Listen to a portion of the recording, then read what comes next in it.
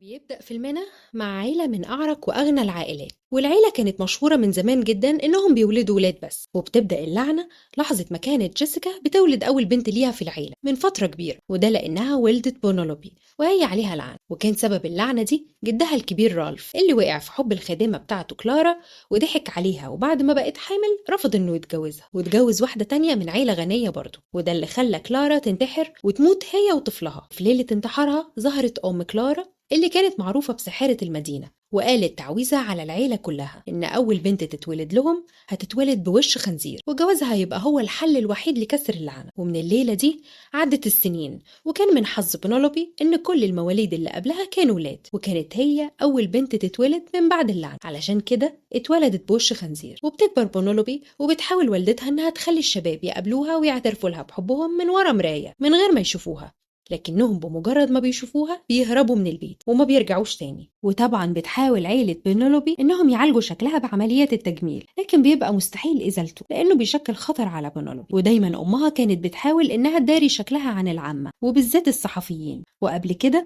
بوظت عين الصحفي ليمون بسبب انه حاول يصور صورة ليها وهي صغيرة، وما كانش قدام جيسيكا الا حل واحد، وهو انها تزيف موت بنتها قدام الصحافة عشان يسيبوها في حالها. وبعدها امرت بحرق التابوت عشان محدش يحاول يحفر قبرها ويعرف ان التابوت فاضي. ومن بعدها اتعزلت بنولوبي عن العالم الخارجي وفضلت محبوسة في بيتها طول عمرها. والدتها كانت هي المسؤولة عن تعليمها وانها تجهزها كعروسة للزوج المناسب. وبمجرد ما تمت بنولوبي 18 سنة حاولت امها تجوزها بأي شكل، وقابلت واندا اللي شغالة في وكالة بتقابل الناس ببعض على أمل إنها تلاقي عريس يتقبل بنتها زي ما هي، بس لازم يكون من عيلة عريقة غنية زيهم. ولكنهم بيهربوا وبيقبض عليهم جيك حارس القصر وبيخليهم يوقعوا الأول على عقد للسرية لضمان سكوتهم، لحد ما بيجي يوم وما بيقدرش جيك يمسك آخر عريس يحاول يهرب، وبيكون اسمه إدوارد. وأول مكان بيروحوا إدوارد بعد هروبه هو اسمه البوليس عشان يبلغ عن بونولوبي، لكنهم بيشوفوا إنه مجنون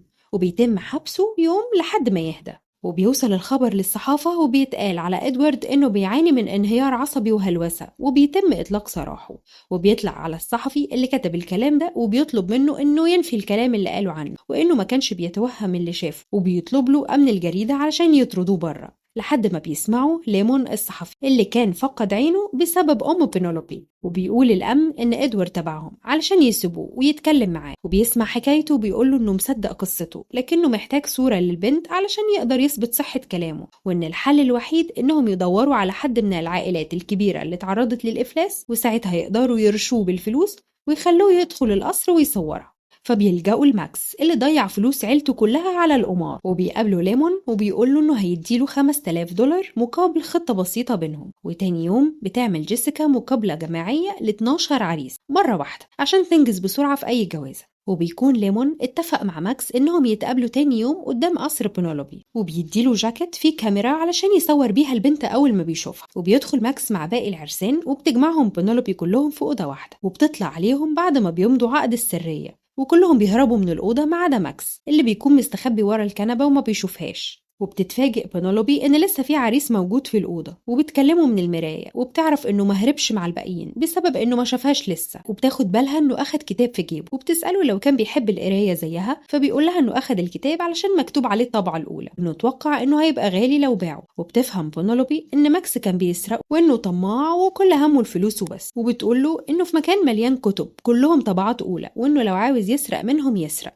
بس يستناها ما تمشي من ورا المراية. وبتعمل نفسها انها ماشية وبتفضل مراقباه وهو بيسرق كتاب، وبيعمل نفسه ماشي وبيرجع فجأة على أساس إنها طلعت من ورا المراية، وبيفضل باصص للمراية وبتكون هي مراقباه لحد ما بيقرر إنه هيمشي. وبتسأله إن كان هيرجع تاني بكرة وبيقولها إنه أكيد راجع لها، وبيسيب الكتاب اللي كان هيسرقه وبيمشي. وبيرجع تاني يوم وبياخد الجاكيت من ليمون وبيدخل القصر وبيتكلم مع بنولوبي من ورا المراية، وبيتكلموا عن هوايات كل واحد فيهم وهما بيلعبوا الشطرنج، وبيقترح عليها تهرب من القصر وتخرج معاه. وهي كانت بتحاول تخمن الآلة الموسيقية اللي بيعزف عليها، وبتقوله إنه يجرب يعزف على البيانو اللي جنبه، وبتعلمه يعزف عليه من وهي ورا المراية لحد ما بتطلع وبتقف جنبه. وأول ما بيشوفها بيتخض لكن ما بيهربش وبيفضل باصص لها، وبتجري بنولوبي من قدامه وبتعيط لأنها عارفة إنه اتخض من شكلها. وبيطلع ماكس لليمون وبيقول له إن كلام إدوارد كله كده وإنه مش هيصورها. لكن جيسيكا بتطلع ورا ماكس عشان تلحقه إنه ما يمشيش، بس بتلاقيه واقف مع ليمون وبتتأكد إنه كده تبعه، وبتحاول إنها تجري وتقفل عليها باب القصر وتمنعه من الدخول. لكن ماكس بيكون أسرع منها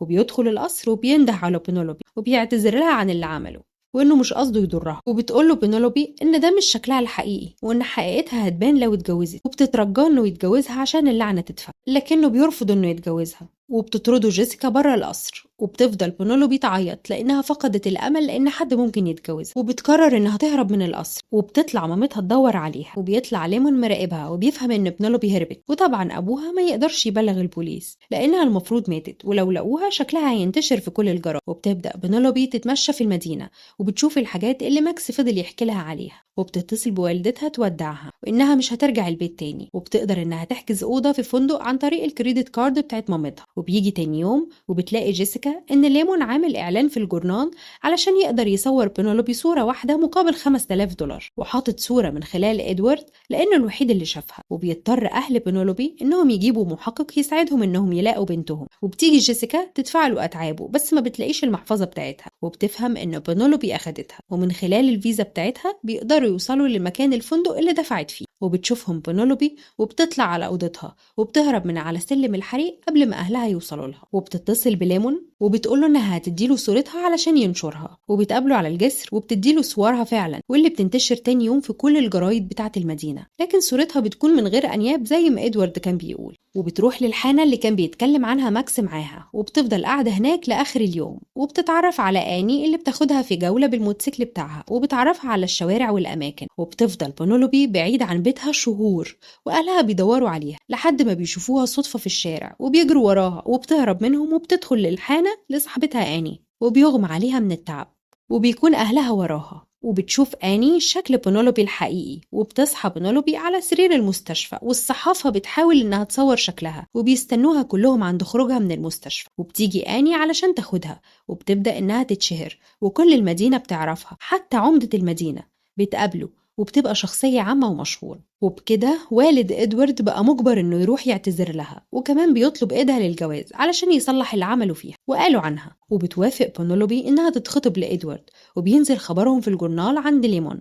وبيجي رئيس التحرير يطلب من ليمون إنه يعمل مقابلة مع ماكس عشان مقبوض عليه في جريمة سطو مسلح وموجود في السجن. وبيروح له ليمون في السجن، لكن بيلاقي اللي محبوس هو صاحب ماكس اللي كان قاعد جنبه على ترابيزة القمار. وبيفهم ليمون إنه اتفق مع واحد غلط واسمه جوني مارتن. وبيروح له ليمون مكان شغله وبيقول لجوني إن بينولوبي هتتجوز وخلاص لعنتها هتتفك، لكنها هتتجوز شخص بيكرهها وعاوز فلوسها ونفوذ عيلتها وبس.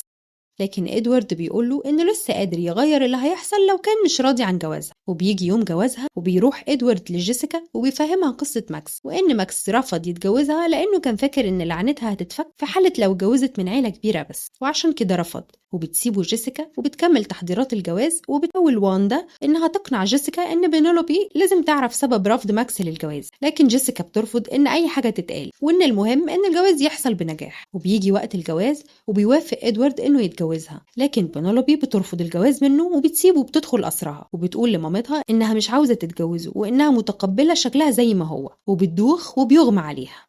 وبتصحى بينولوبي وشكلها رجع طبيعي من تاني، وشكل الخنزير بيروح من وشها. وبتشوفها مامتها وما بتصدقش ان التعويذة واللعنة اتفكت، وبتسيب بيتها وبتستقل بنفسها. وبيسيبهم جيك الحارس بتاعهم، واللي بنعرف ان هو الساحرة اللي رمت اللعنة على العيلة. وبتقدر بينولوبي انها تشتغل مدرسة زي ما كانت بتتمنى. وبيجي الهالوين وبتلاقي ان الاطفال بقوا ياخدوا شخصية بينولوبي كشخصيات تنكر في العيد، لحد ما بتلاقي ظرف مبعوث لها من واندا في كل المعلومات بتاعت ماكس، وبتفهمها سبب رفض ماكس انه يتجوزها. وبتروح لماكس وبتكون لابسه قناع على وشها على شكل خنزير، وبيفتكر انها واحده تبع الحفله. وبتشوفه انه بيلم حاجته وبيقول لها انه هيسيب المدينه ويسافر مده، لانه محتاج يبعد لحد ما يقدر ينسى واحده معينه بيحبها، وانه كان يتمنى انه يديها اللي بتتمناه لكنه ما قدرش. وبيطلب منها تقلع القناع بتاعها لانه بيفكروا بالواحده دي. وبيلفت نظر بينولوبي انه عنده بيانو، فبتقول له انها كانت متاكده انه بيعرف يعزف عليه، فبيقدر يعرف انها بينولوبي. بتقلع القناع وبيلاقي شكلها اتغير ورجع طبيعي، فبيعترف لها بحبه وبيرجعوا تاني لبعض. ولو عاوزين رأيي، فالفيلم بيقول لنا ان الشكل مش هو المشكله، اللعنه الحقيقيه هي نظره المجتمع وتوقعاته واحكامه القاسيه. وبينبهنا إن الشجاعة مش في إنك تغير شكلك، لكن في إنك تواجه العالم بشكلك الحقيقي وتحبه. لو وصلت لحد هنا فأنت من الجدعان. ما تنساش اللايك والسبسكرايب الجميل، واستنوني في فيديو جديد. سلام.